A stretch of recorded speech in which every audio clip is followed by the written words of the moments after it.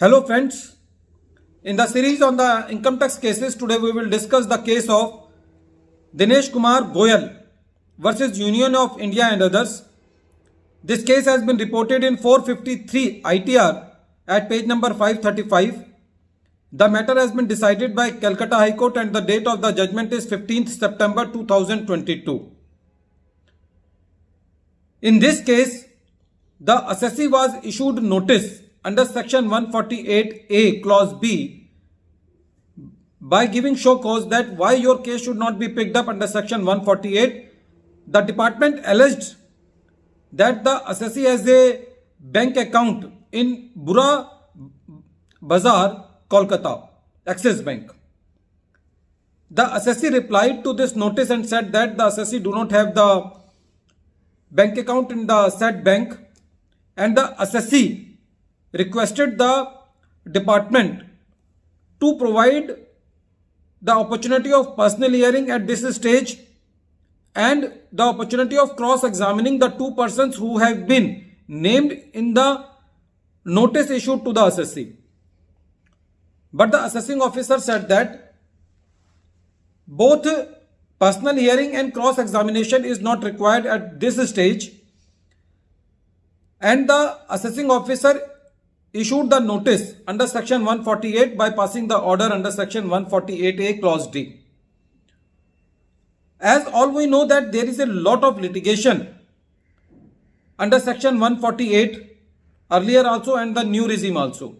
Especially when the new regime has come, a lot of writ petitions are coming before the courts because the principles of natural justice and the procedural irregularity in issuing the notices have been noticed to a very great extent.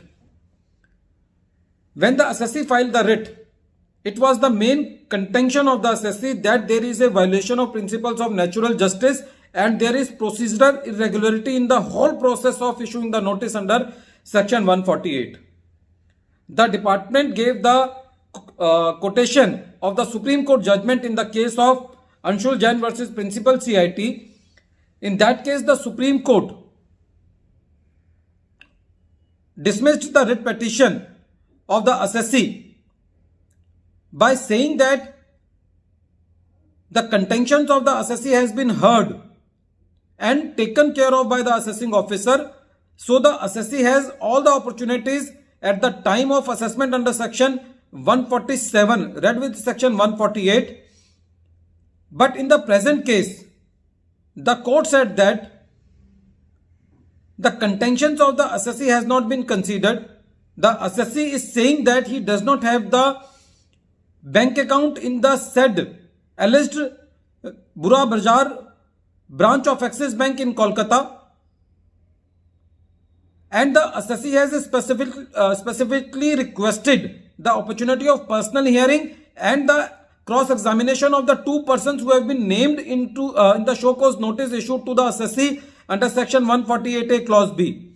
So the moot question before the Calcutta High Court in this writ petition was that whether assessee can ask for personal hearing and cross-examination at this stage. So the decision was given in the affirmative, and the court held that the main basis of coming of the assessee into this writ court is that there is a procedural irregularity and there is violation of the principles of natural justice. That is why the case of Anshul Jain versus Principal CIT is not applicable to this case, and the writ of the assessee should be allowed, and the Calcutta High Court quashed the notice under section 148 and the order under section 148A clause D. Friends, the conclusion of this case is that if the assessee is asking personal hearing at the time of issue of notice under section 148A clause B, then at that point also the assessee should be allowed personal hearing and cross-examination. This is the basic ratio of this judgment, that there is no harm, there is no prejudice to the department in giving the personal hearing at this stage also. Friends, this case is very important because all we know that Whenever we ask from the department the personal hearing, they give it with a very heavy heart. Even if they give the opportunity of personal hearing, even in that case also, it is only for the formality, it is only a ritual. They do not speak any word in that personal hearing. They just hear the assessee, and at the end of the personal hearing, they gave a template line that the order will be passed as per law. But if there are procedure irregularities, then the orders and notices are liable to be quashed. At the end of this video, once again, I am repeating the name of the case. The name of the case is DINESH Kumar GOYAL versus Union of India and others. And this case has been reported in 453 ITR at page number 535, and the matter has been decided by Calcutta High Court. The date of the judgment is 15th September 2022. Thank you, friends.